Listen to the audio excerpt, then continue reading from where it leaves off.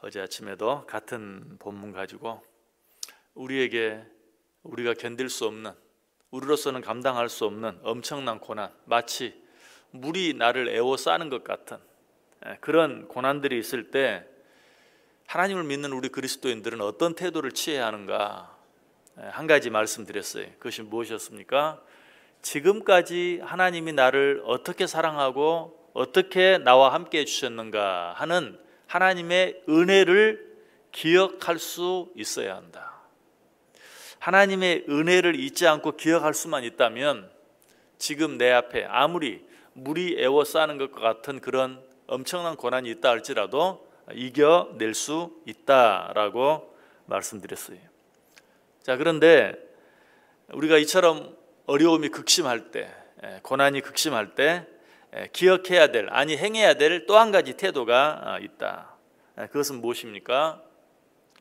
하나님의 주권과 섭리를 인정할 수 있어야 돼요. 다시 말해서 내가 원하는 일이 일어나고 있든지 내가 원치 않는 일이 일어나고 있든지 그 모든 일 속에는 무엇이 있다? 하나님의 주권이 있다. 하나님의 섭리가 있다. 우리는 좋은 일이 있을 때만 하나님이 나와 함께 하시는구나, 하나님이 나를 사랑하시는구나 라고 생각이.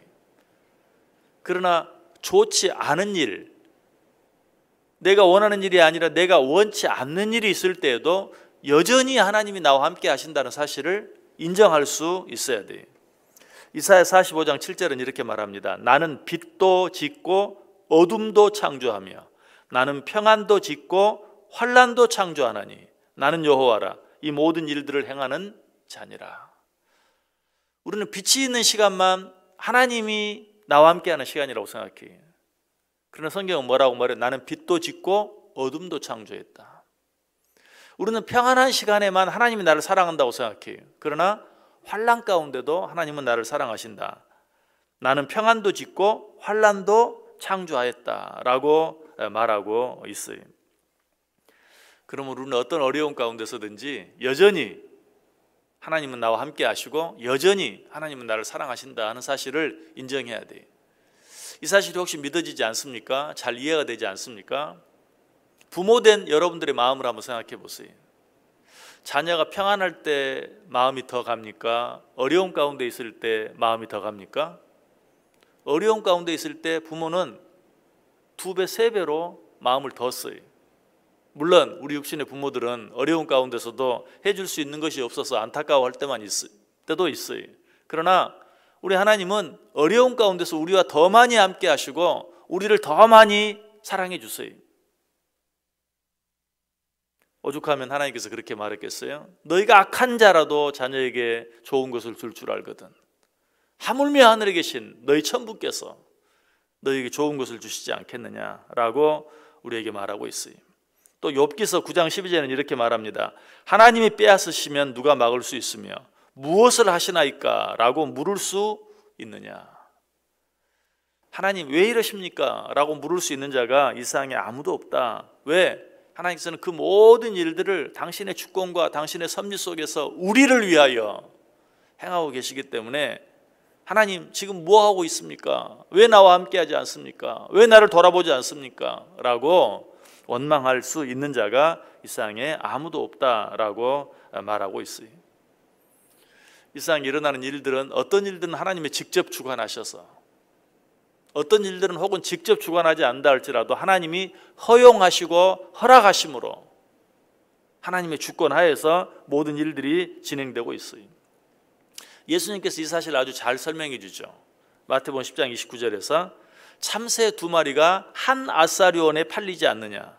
그러나 너희 아버지께서 허락하지 아니하시면 그 하나도 땅에 떨어지지 않는다. 참새 1마리가 떨어지는 것까지도 하나님의 허락하심이 없이는 일어날 수 없다. 바꿔서 말하면 뭐예요? 이 세상에 하나님이 허락하지 않고 일어나는 일은 아무것도 없다는 것이죠. 그리고 나서 곧바로 뭐라고 말하죠? 너희에게는 머리털까지 다 세신 바 되었나니 두려워하지 말라. 너희는 많은 참새보다 귀하니라. 참새 1마리도 하나님이 허락하지 아니하면 떨어지지 않는데 참새보다 훨씬 더 귀한 너희들이 하나님께서 함께하지 아니함으로 말미암아 망하는 일이 생기겠느냐? 그런 일은 결코 일어나지 않는다라고 말하고 있어요. 저와 여러분이 당하는 모든 일들 뒤에는 반드시 하나님의 섭리가 있다는 사실을 믿어야 하는데, 지금까지 말씀드린 것처럼 원하는 일뿐만 아니라 원치 않는 일까지도, 좋은 일뿐만 아니라 좋지 않은 일까지도, 그 사실을 가장 잘 보여주는 주인공이 욥이에요. 욥이 자기가 당하는 그 엄청난 고난 앞에서 뭐라고 말합니까?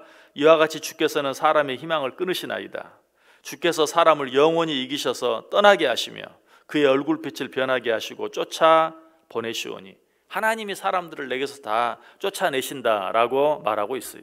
오늘 본문도 이야기하죠. 14절에 여호와여 어찌하여 나의 영혼을 버리시며 어찌하여 주의 얼굴을 내게 숨기시나이까.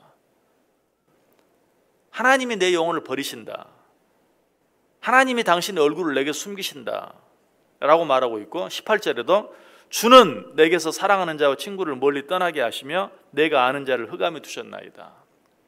우리 이미 생각해 보았죠. 이 세상에서 우리가 당하는 고통 가운데 최고의 고통이 뭐라고요? 사랑하는 자들이 내게서 떠나게 만드는 것. 그러나 그 일을 누가 하신다? 주께서.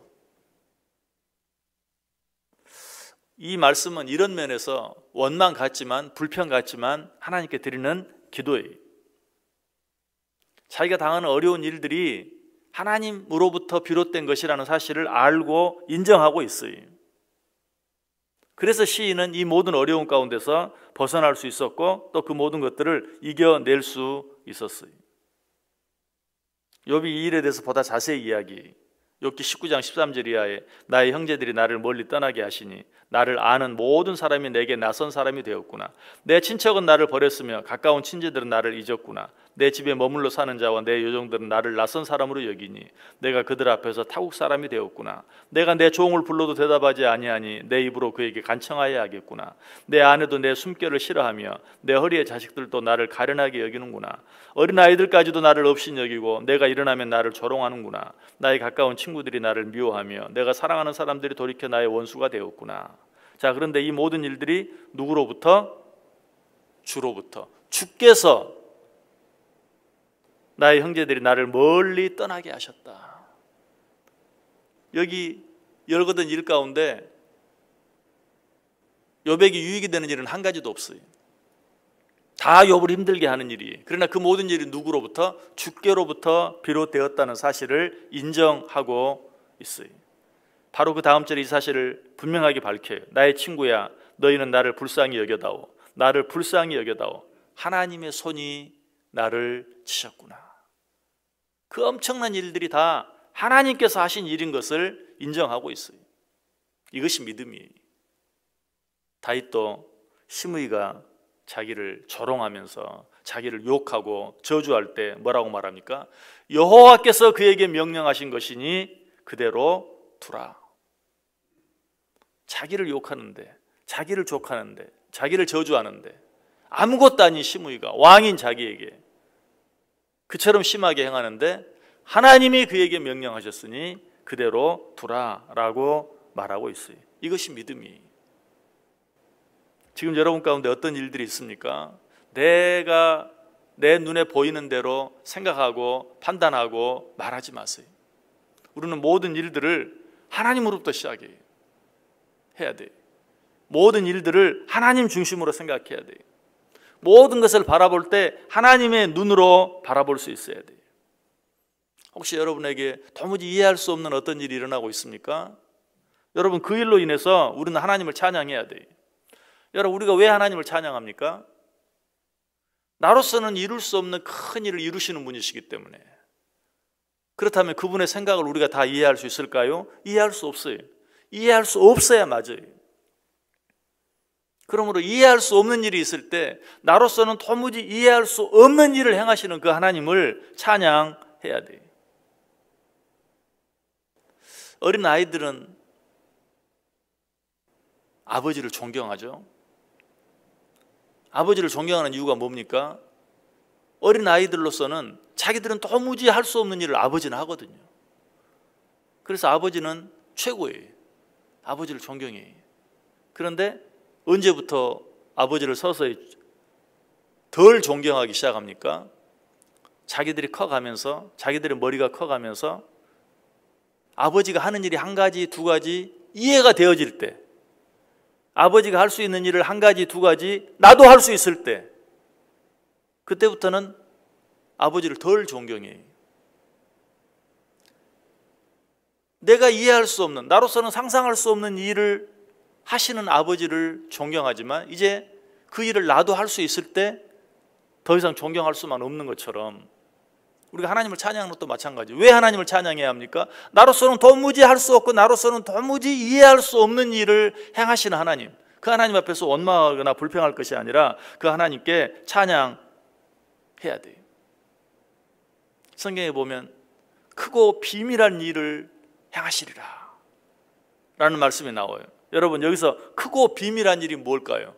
내 머리로는 이해가 안 되는 일, 누가 내 머리로 다 이해가 되고 나도 할 수 있는 일을 크고 비밀한 일이라고 합니까? 하나님이 나를 위하여 크고 비밀한 일을 행하실 것이다. 아멘. 하나님이 여러분이 도무지 이해할 수 없는 일을 행하실 것이다. 노멘. 같은 말이에요. 하나님은 크고 비밀한 일을 행하시는 분이십니다. 그 말이 다른 말로 하면 뭐라고요? 하나님은 당신이 도무지 이해할 수 없는, 하나님은 당신이 도무지 받아들일 수 없는 그런 일까지도 행하시는 분이다 라는 것이, 바울은 이 사실을 깨닫고 뭐라고 고백합니까? 크도다 경건의 비밀이여. 여러분, 이 말을 그저 다 바울에게 편하고 바울에게 좋은 일만 생겨서 한 말이 아니, 도무지 이해할 수 없는 일들을 통하여 당신의 뜻을 이루어 가시는 그 하나님 앞에서 그가 고백한 고백이 크도다 경건의 비밀이요. 여러분, 영화나 드라마를 보십니까?